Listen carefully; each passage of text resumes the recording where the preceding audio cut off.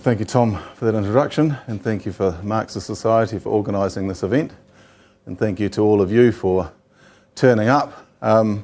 It's pleasing to see a good number of people who are concerned about the incident that sort of sparked this, which was the announcement that in November last year, a New Zealander by the name of Muslim bin John was one of those killed in a drone strike in Yemen.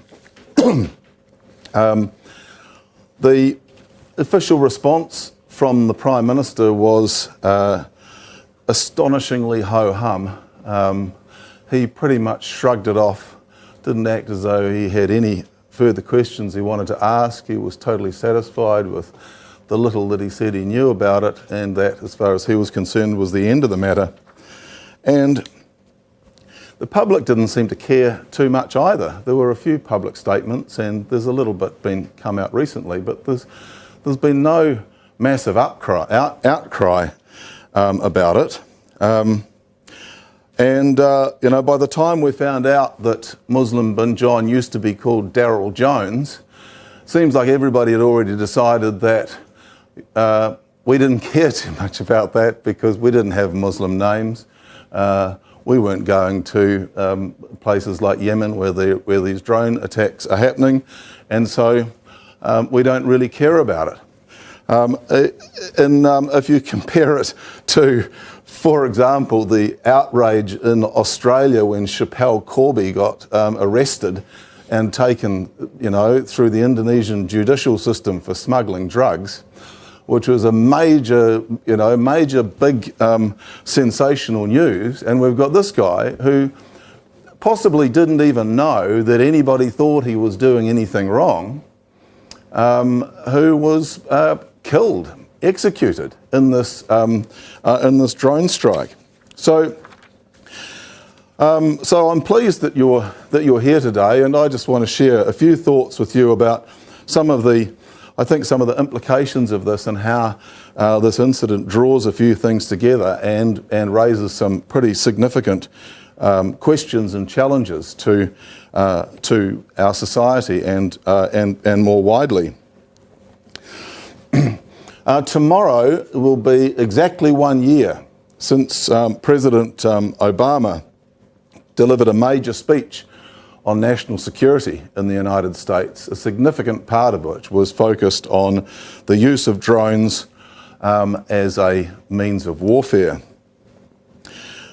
He defended drones, saying that, in contrast to other forms of warfare, the use of drones constitutes, quote, the course of action least likely to result in the loss of innocent life. And he went on to say that drones would not be used indiscriminately. Drones would only be used in certain circumstances. I quote from his speech. He said, "America does not take strikes when we have the ability to capture individual terrorists. Our preference is always to detain, interrogate, and prosecute them. We act against terrorists who pose a continuing and imminent threat to the American people. And where there are no other governments capable of effectively addressing the threat. And before any strike is taken, there must be near certainty that no civilians will be killed or injured, the highest standard we can set." This was a year ago tomorrow. Was the Obama position restatement sufficient to allay the concerns of critics? A number of people pointed out that his position still allowed considerable wriggle room. He said that drones wouldn't be used where capture was infeasible, where it was not feasible to apprehend somebody by other means.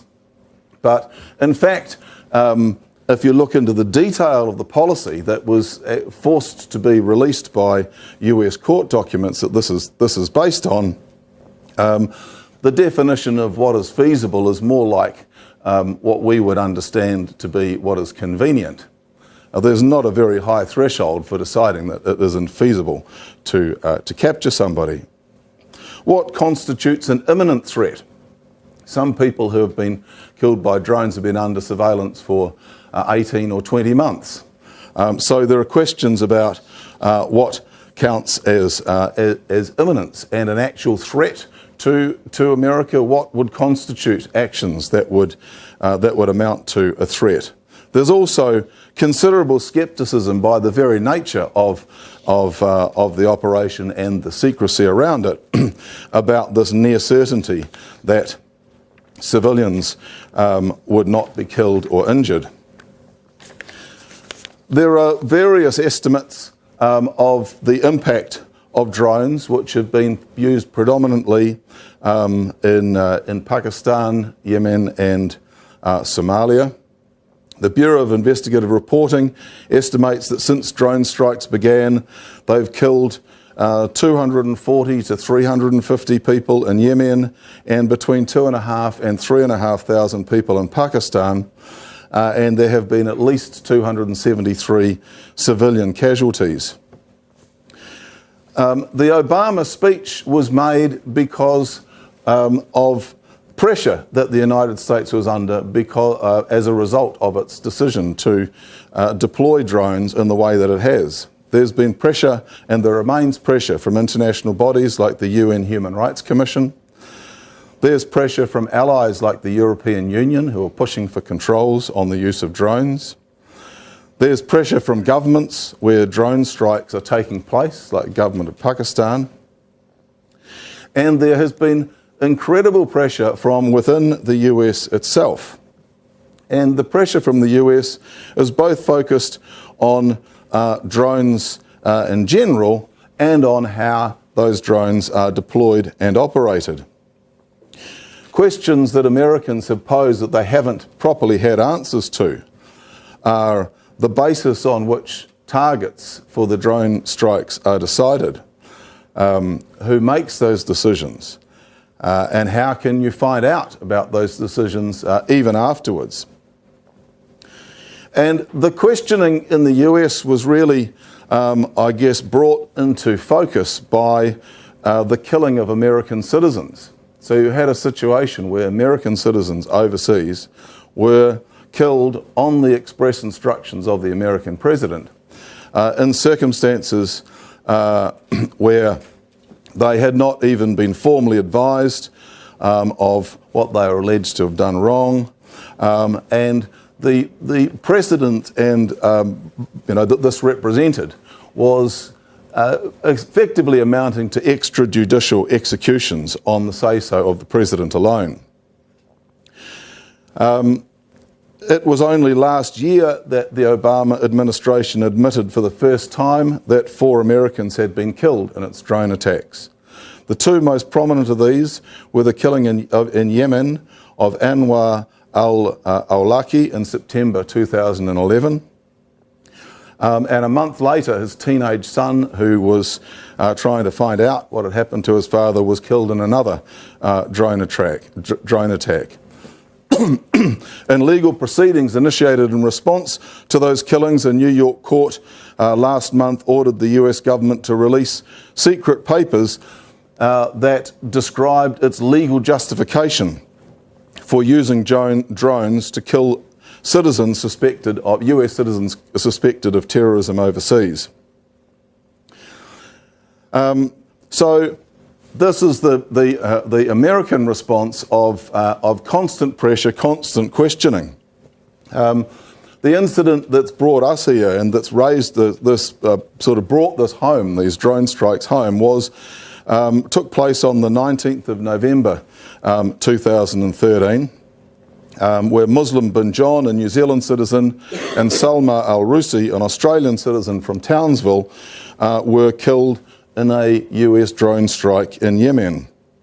Now, this was a few months after Obama's speech setting out these so-called new rules where civilians wouldn't be killed.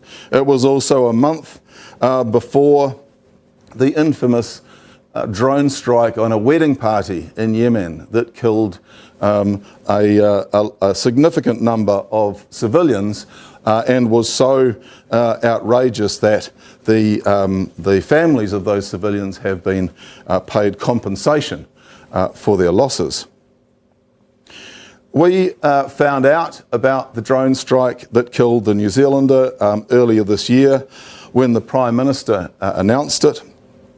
He confirmed in his announcement that New Zealand did have the person, Muslim bin John, under surveillance in New Zealand. He didn't say who had them under surveillance, but given that we now know that there were at least 85 New Zealanders illegally spied on by the GCSB, I'd imagine that Muslim bin John was probably one of the people on that list. As I said, John Key was amazingly casual and relaxed about this. He effectively shrugged it off. He didn't think there were any other questions to be asked about it. And he effectively said, well, if you do what this guy does, what do you expect? This is the sort of thing that you could expect. What we know about bin John is, about either of these people, is quite sketchy. The information about bin John that I've come across so far mostly comes from Australia, where people who know him in connection with the Sydney Mosque describe him as, quote, one of the best Muslims I've ever known.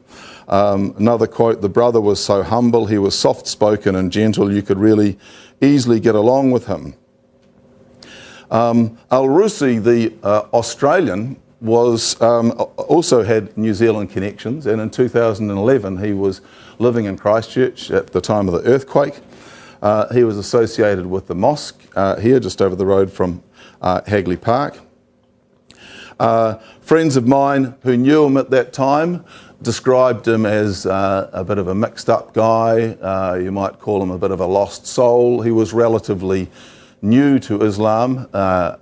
This person said he didn't feel like he had been inducted into it in any sort of systematic kind of way. He spoke openly of wanting to go to Yemen when he was here to learn more about Islam.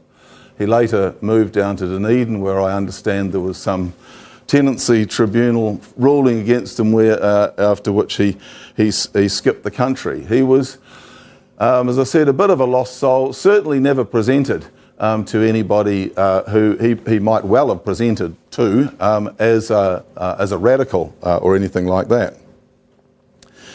However, he was at the Christchurch Mosque, and in 2003 the Christchurch Mosque attracted a flurry of media attention. It was reported that a Saudi Arabian charity named Al Haramain, with alleged terrorist links, was seeking to make a $700,000 investment in the property. Coming as this did barely 2 years after the 9/11 attacks on the Twin Towers, there was a lot of anxiety and jitters about this from many quarters. Phil Goff, speaking for the Labor government of the day, declared that the matter would be investigated by, quote, the appropriate authorities. Although the Al Haramain deal did not actually take place, the very fact that it was contemplated and that it was drawn to the public attention makes it highly likely that New Zealand's intelligence agencies would have had that mosque and the people participating in it under surveillance from that point. And it's hard to imagine how these agencies that have been given significant extra powers and resources with not a whole lot to focus their minds on would have stopped having that mosque under surveillance from that point. So given what is known then, what the Prime Minister has said and what is known about the mosque, it's pretty likely that New Zealand intelligence agencies were the first to begin monitoring the activities of both bin John and Al-Rusi. If they had come to the attention of the New Zealand intelligence agencies which were engaged in the surveillance of Muslim groups, it's virtually inconceivable that this information was not then subsequently shared with the United States, especially after the two men had travelled to Yemen.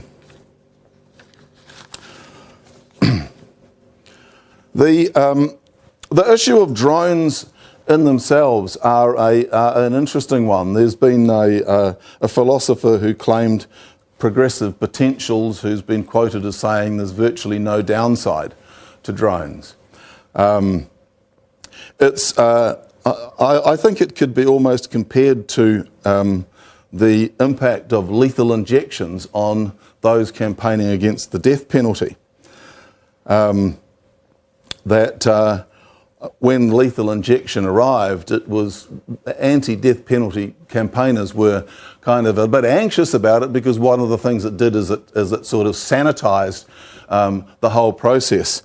And I suppose to complete the analogy, that just as in the last few weeks some rather unsanitary and repulsive examples of the imposition of the death penalty have presented themselves, the use of drone strikes is also kind of questionable, even on its own terms. That the plan, the strategy for drones of effectively decapitating groups like Al-Qaeda in the Arabian Peninsula, the Al-Qaeda branch of Yemen, in Yemen, does not appear to be working at all. That's what the plan is. The strategy is you identify the leaders and you move in and you have these surgical strikes against them. You minimise civilian casualties, and by decapitating the movement, you weaken it and you undermine their ability to organise attacks against you. The satirical magazine The Onion reported a while back that an estimated 80% of the number twos in Al-Qaeda had now been killed, because every couple of months it seems that a drone strike has delivered the death of a number two in Al-Qaeda. The drone strikes and the whole campaign against Al-Qaeda grew out of the broader thing that's been known as the War on Terror. This was launched by George Bush II after the September 11 attacks in 2001, barely a decade after the end of the Cold War. During the Cold War there'd been discussions about wouldn't it be wonderful when the Cold War was over and all the resources put into the military would no longer have to be there, and there would be this thing that was talked about as the peace dividend of productive uses that would be put to that this saved money would be put to. But as I said, barely a year later, we were back into something that ticked all of the boxes that the Cold War ticked. It had a focus that was at an enemy, Al-Qaeda, that was global. They could strike anywhere. In the old anti-communist rhetoric, the Reds were under the bed. Everywhere you looked, Al-Qaeda equally could be under your bed absolutely anywhere.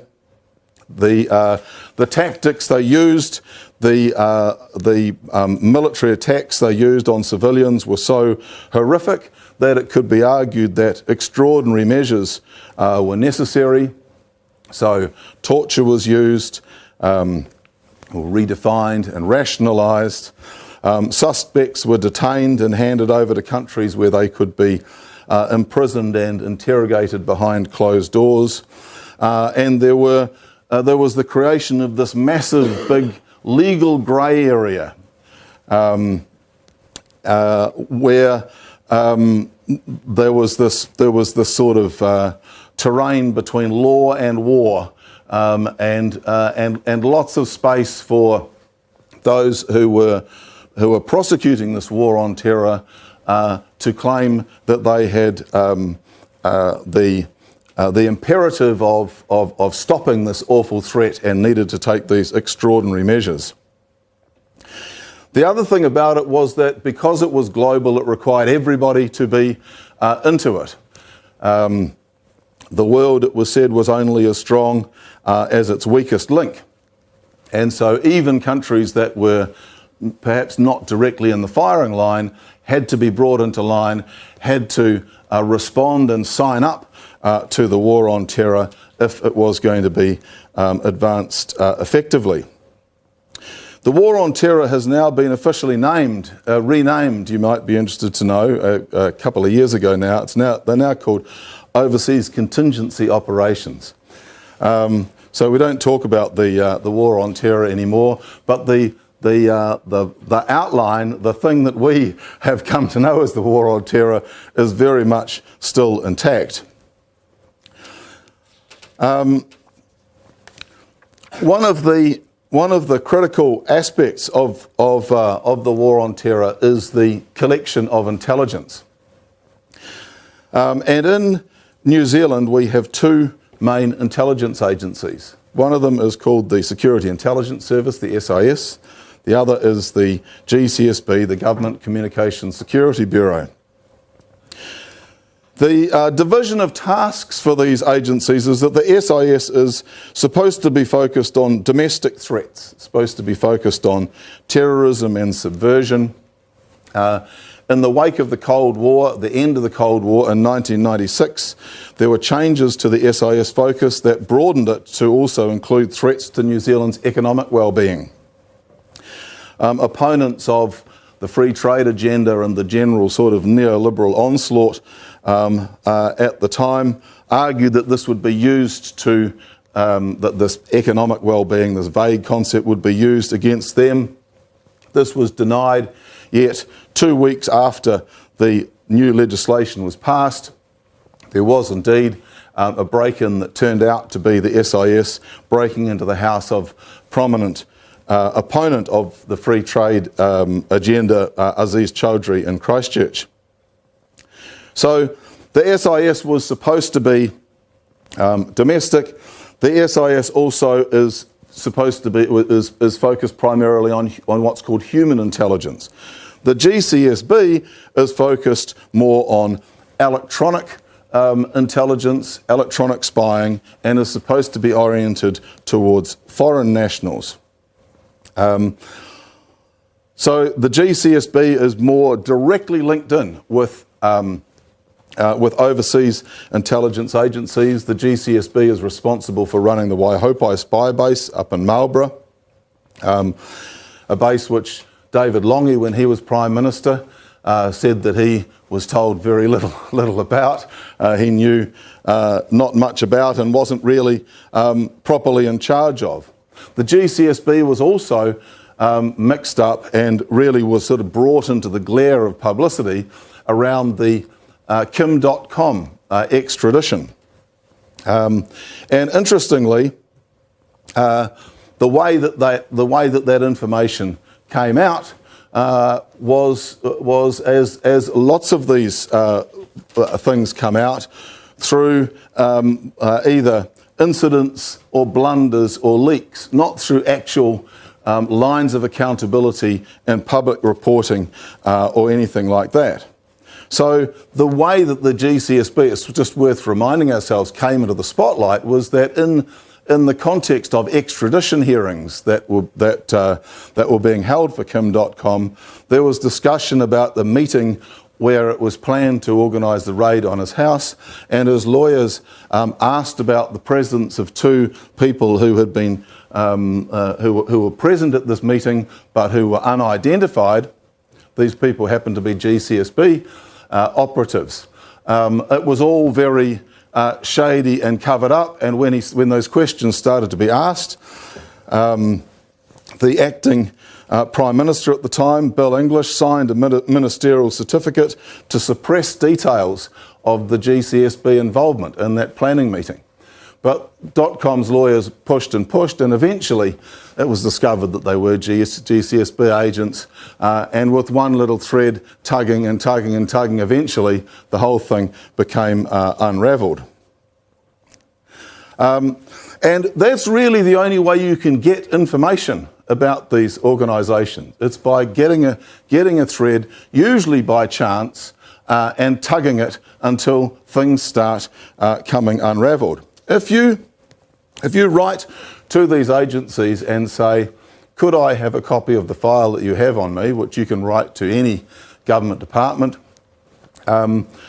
They write back to you, and the standard reply. There was a period of perhaps 18 months where they abandoned this, but apart from that, for the last several decades, the standard reply is that they will not only not send you your file, they will neither confirm nor deny whether there even exists a file. Because if they were to confirm or deny there was a file, then a foreign power or a hostile power could aggregate all of those responses, and as a result of that, acquire information about the way that these agencies operate, which could be used to undermine their effectiveness. So that's why you can never find out if they even have you under surveillance. And they're kind of right, because if you think about what we know about these agencies, all of it is to do with aggregating little bits of stuff that they haven't told us, but that people have kind of found out anyway. The New Zealand intelligence agencies, like those in other countries, there are a number of characteristics of them that we know from our dealings with them. The first one is that they have a particular mindset.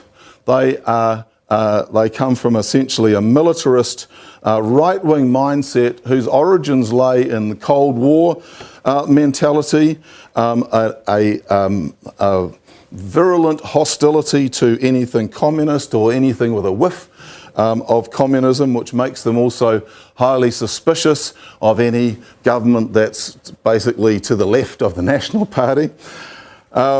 They viewed liberation movements, even those as sort of straight up and down as, the opposition to apartheid in South Africa, as terrorists and as their enemy.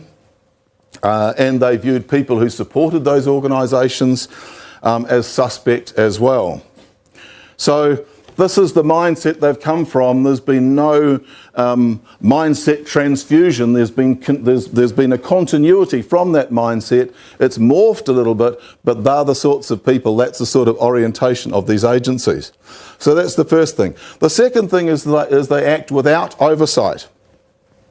There is now an Intelligence and Security Committee. This is a committee of government, not a committee of Parliament. But that Intelligence and Security Committee provides effectively no oversight at all.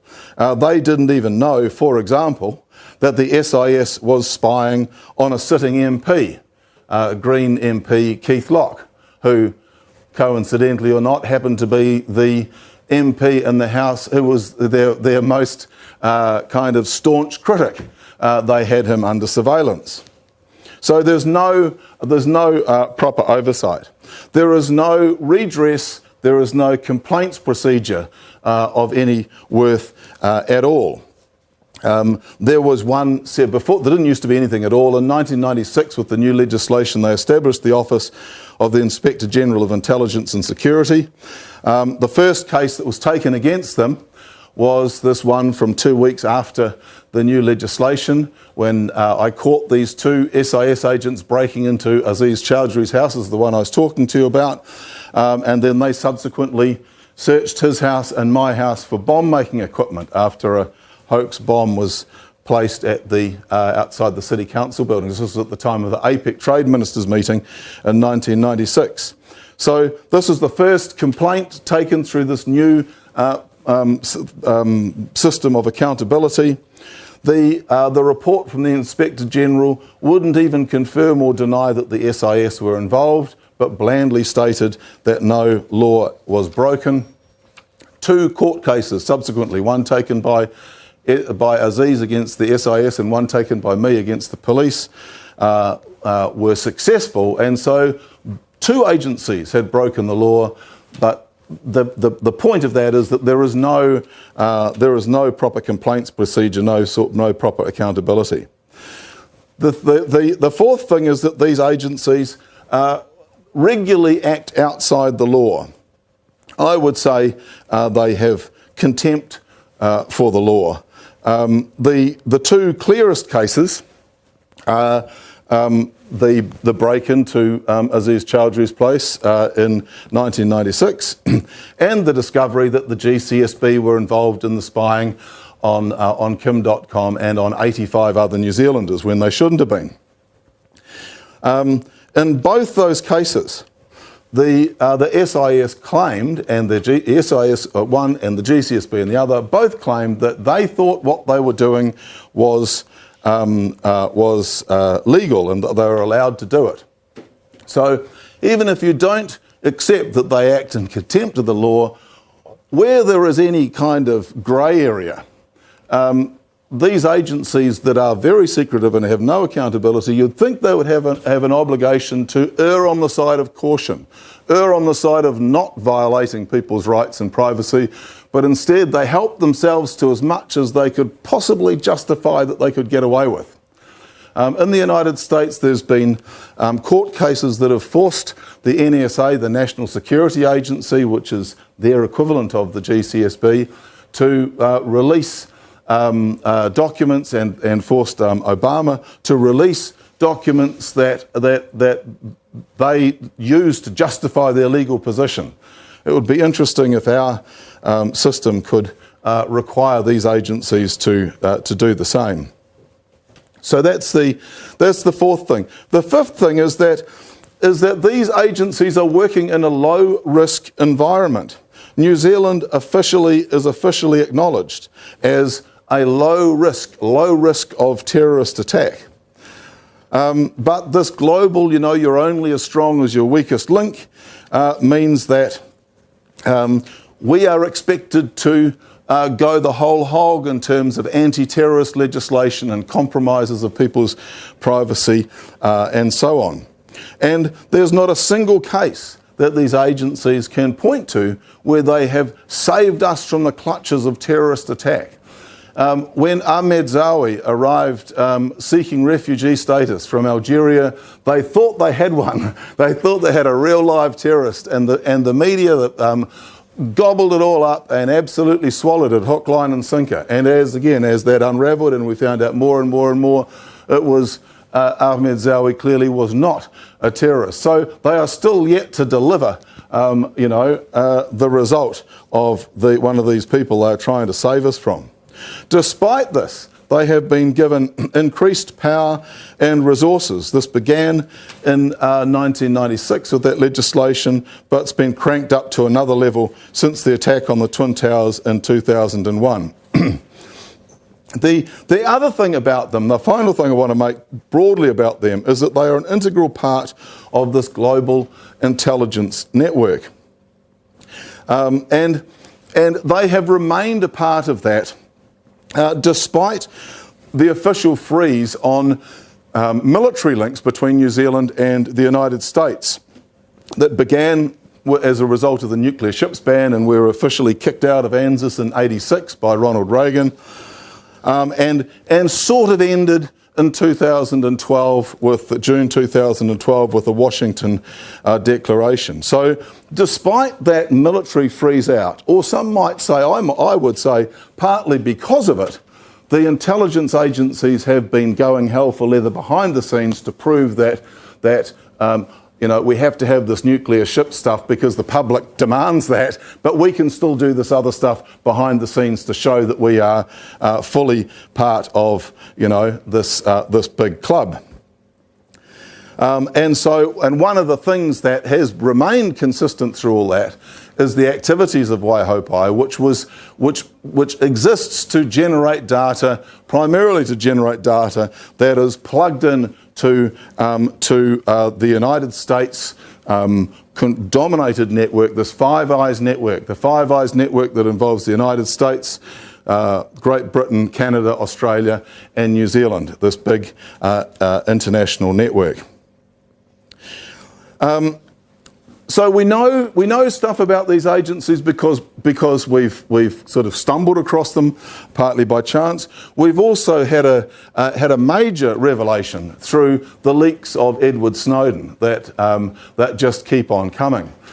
This has caused a massive embarrassment to those who are involved in this because he discovered absolutely and convincingly that the NSA, the National Security Agency, which was as I said, the American equivalent of the GCSB, not allowed to spy on Americans, was massively spying on Americans. Was like a junkie with data that it was gathering up from wherever it could, masses and masses of systematic take up all data sort of surveillance of people. And not only was it doing this, but it was lying about the fact that it was doing it, trawling through all these electronic records.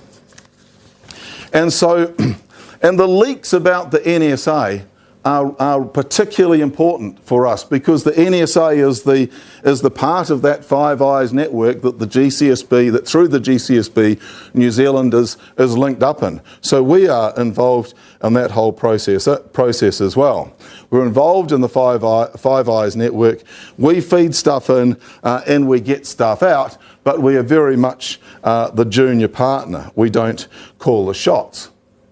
Now, the Five Eyes network is particularly important because the NSA provides most of the intelligence on which the drones campaign is based.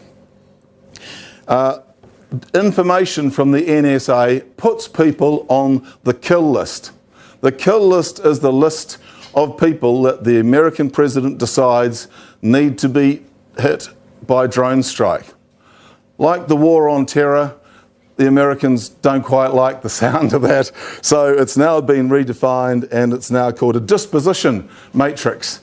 We're not allowed to talk about kill lists, but I might just keep on calling them that anyway, so we know what we're talking about with nice little words instead of big complicated words. Now, in February of this year, a very disturbing story emerged from multiple sources about the kill list and about the NSA and about the drone strikes. And it came in from three different ways. One of them was a drone operator, an anonymous source, who was a member of what's known as the High Value Targeting Task Force of the Joint Special Operations Command, JSOC. So he was one of the sources. The documents produced by Edward Snowden, the whistleblower, was the third source, and the third one was a former US Air Force drone sensor operator by the name of Brandon Bryant. And what all of these sources revealed was that the targeting for drone strikes, a lot of the targeting was based on what's called geolocating subjects. Geolocating subjects through SIM cards in their mobile phones. So this data wasn't even based on the content of what people were saying on their calls. It was based on inferences made by what's known as the metadata. So who calls were made to, or who calls were received from, where the phone was located. All of these, this is the sort of information that this geolocating operation worked by. And of course, this could include family members, this could include people giving professional advice, this could include personal support, spiritual consultation, could include anything. But that is the basis on which these drone strikes were targeted. As this person said, we're not going after people, we're going after their phones, in the hope that the person on the other end of that missile is the bad guy. Quite astonishing. I mean, that standard of proof would not be enough to convict somebody of shoplifting, let alone an offence that would get you executed without trial. And if that standard was applied to establish guilt or innocence in New Zealand, every criminal lawyer in New Zealand would be behind bars because their phones are full of conversations with people of interest to the police.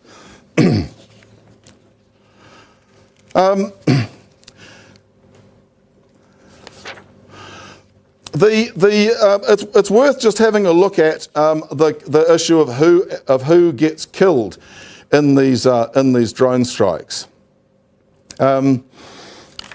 There are kind of three categories. There are the people who are the targets of the drone strike. There are the innocent civilians who we take every step to make sure they don't get killed or injured. And then there's this third category in the middle, the category that we are told Muslim bin John fitted into, this term foot soldier, the foot soldier, or a militant, or somebody who doesn't fit the innocent civilian category, but isn't the actual target, isn't worth the cost of a multi-million-dollar missile all on his own.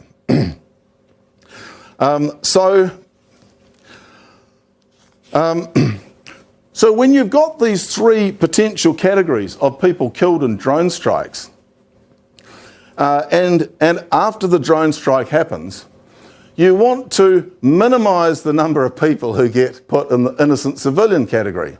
Now, if you've got kids dressed in their best bib and tucker going to a wedding, they're a little bit hard to put in the, they were militants as well category. But anybody else gets shunted into this category that Muslim bin John has been put in to this as a foot soldier. The policy with the drones is kill first, ask questions later, and then after you've done that, you sort out and categorise your victims. In revelations about President Obama's kill lists, it was discovered that the White House's official definition of a militant, of one of these foot soldiers, includes, quote, all military-aged males in a strike zone. That's who constitutes a militant or a foot soldier. It's odd that actually that it excludes women. So military-aged women wouldn't be counted as militants. And in fact, you'd wonder if the neocons got involved in it, or the military, the anti-gay. Maybe it should be all military-aged heterosexual males in the strike zone are militants as well. But it's who's included in it that is the real worry. And when you look at that sort of categorisation and you hear the description of Muslim bin John called a foot soldier, you've got to ask yourself, how did he get this label? It's entirely possible that bin John and al-Rusi naively blundered their way through Yemen with ultimately fatal consequences for themselves and others. The Americans would have had their details when they arrived. They possibly didn't know that anybody was watching them at all, and they could have been happily using their cell phones and cruising around all sorts of places with alarm bells going off in drone control headquarters and so on, and them being completely oblivious to any of this. And so the fact that John Key doesn't have any further questions becomes more and more disturbing. I mean, here are some I would like to know. When the drone strike was authorised, did they know who bin John and al-Rusi were? Did they know they were there, and did they know who they were at the time that this drone strike was made? Did they think he was posing an imminent threat at the time? What was he doing? I mean, if he was strapped up with a vest with explosives and walking somewhere ready to blow himself up, and somebody took him out, that's one scenario. But there's a lot of stuff that could put you in the frame well short of that. And what is required? What was it that made him an imminent threat? Could he have been captured? We only do this when it's unfeasible, when it's not feasible to capture people. He was making regular calls back to his family in Australia. They monitor all the calls. Why couldn't they trace him down there? Why couldn't they get somebody to go over and approach him or do something like that? The claim that he couldn't have been captured also seems preposterous. He's described as a foot soldier. Was he a combatant? What sort of military action did he take part or conspire to take part in? He arrived after the drone strikes began. They were already in full swing. Would it be enough to become a target of drone strikes to go over there and support people who are opposing drone strikes, for example, of which there are lots? It certainly shouldn't be grounds for being taken out. What gets you targeted? Well, a group of men meeting together in an area considered to be hostile, that can get you on the list. A car driving regularly in an area where militants are believed to be operating, that can get you on the list. Being in possession of a cell phone that's being linked to a suspected militant, that can get you on the list too. What we've had from John Key is the bland statement that he was involved in some terrorist training camps. But that includes a massive spectrum of possibilities as well. What counts as a terrorist training camp? What was it? What was he doing there? I mean, at one end, you could say we've got a permanent facility for the exclusive use of signed-up military combatants for the purpose of planning military action. That could be a terrorist training camp. But by the sort of slippage and mindset that these people operate by, it could also be a facility used by a variety of groups for various purposes, some of which was believed to be military planning. And attendance at one is very different from attendance at another. So I would draw two broad conclusions about all of this. The first one is related to the use of drones, and the second one is related to the activities of the New Zealand government and intelligence agencies. First of all, about drones, I think that there are some serious problems with drones. They are not just a new weapon or weapon system, like a new helicopter or a new form of explosive or a new submarine. They are a game changer in the way that conflicts are approached.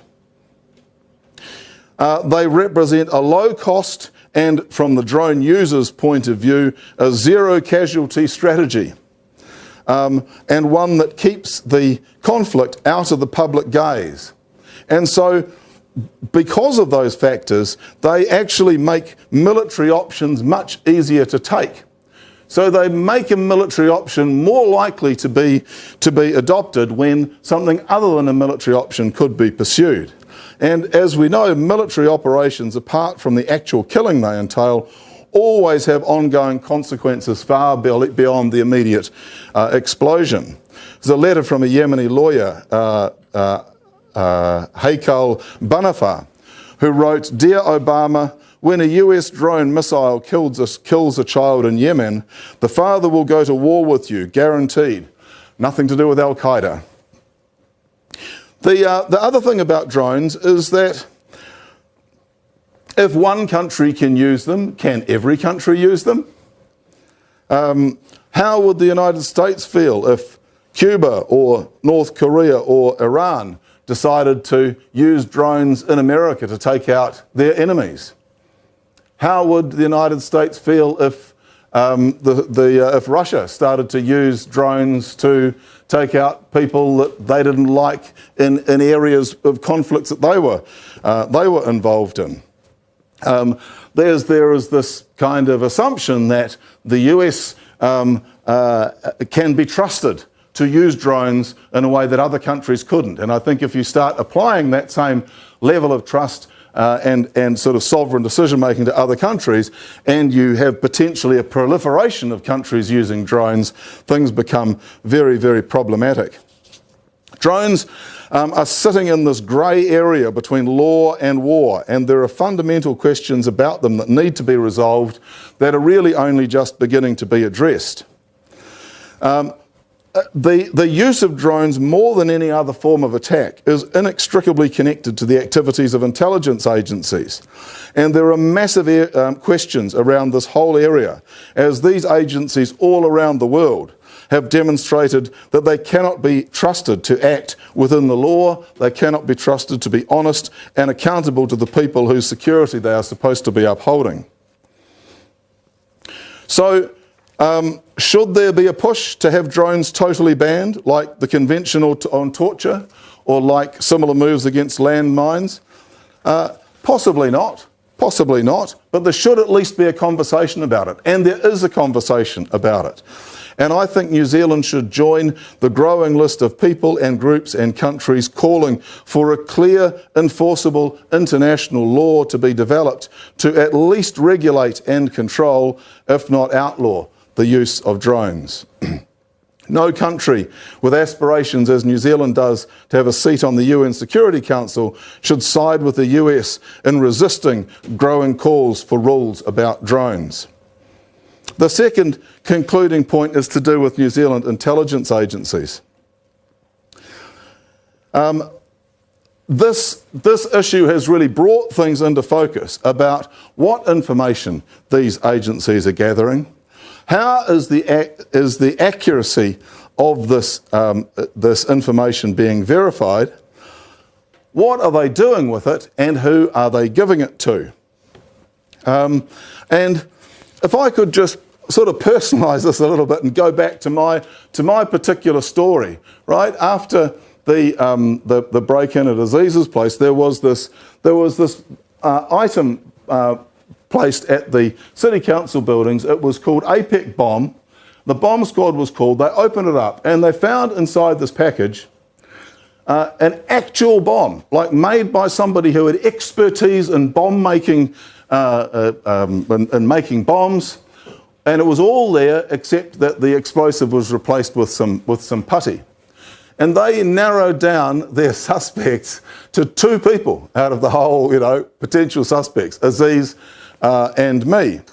And so they searched my house for bomb-making equipment, and I subsequently took illegal action against them for not having proper grounds to believe they would find bomb-making equipment at my house. And I won. But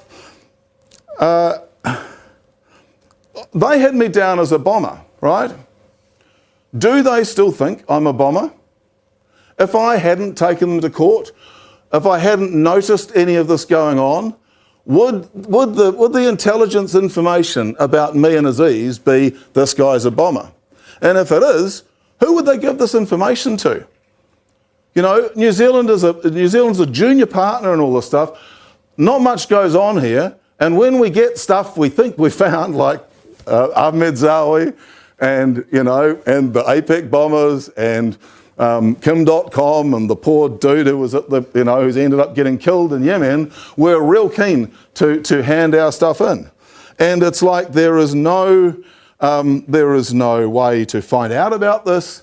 Half the stuff could be based on pretty much nothing, and it gets fed into this global network, a global network that we now know is capable of just taking people out when they didn't even know. You don't even know that they're after you. New Zealand law currently forbids us from deporting or permitting the extradition of people to countries or in circumstances where they are in danger of being subjected to practices we find repugnant. So if somebody is being wanted to be extradited or wanting to deport somebody and they're going back to somewhere where they get tortured or executed, that's grounds for not sending them out of the country. For anybody, no matter how bad they are. So in line with this, I think there's a strong case for saying that we will not provide intelligence on New Zealanders to the US, as long as they maintain their current policies and practices in the use of drones. Furthermore, I think that where we have already provided such data, and John Key's being very non-committal about whether anyone else is being killed or anybody else is on the kill list or in the frame or whatever, I think that we should be demanding that the government require that information to be deleted. They're not going to delete it, of course, but we should at least be saying we want that information back. At the very least, we should insist that they do not execute any New Zealander about whom New Zealand has provided that information without checking first. Because if New Zealand is going to be providing information that the Americans are going to be using to execute New Zealand citizens overseas, then I don't want John Key to go, nothing to do with me. You know, at the very least, he should have to sign his name on it, the same as President Obama, and say, yes, I approve of this killing. And then we've got some lines of accountability, and then he might be a bit more reluctant to just hand our information over to a foreign power that is going to behave with such cavalier disregard for the rights and lives of people through actions like drone strikes. Thank you.